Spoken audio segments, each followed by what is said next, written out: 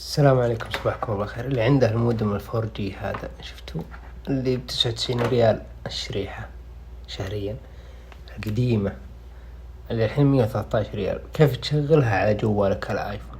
اول شيء تسويه تركب الشريحة في الايفون، بعدين تدخل على اعدادات، بعدين تدخل على الخلوي. اذا كان عندك شريحتين يطلع لك الشريحة الاولى والشريحة الثانية، تروح للشريحة اللي هي حقت المودم 4G، تفتح عليها زي كذا، بعدين تدخل على شبكة البيانات الخلوية. هنا أول خيار وثاني خيار تكتب فيها الكلمة هذه، شوفوا تحذف اللي موجود هنا، تكتب هوم نت، راح أكتب لكم إياها بالشرح نفسه، وتكررها مرة ثانية هنا، تنسخها وتكررها مرة ثانية هنا زي كذا.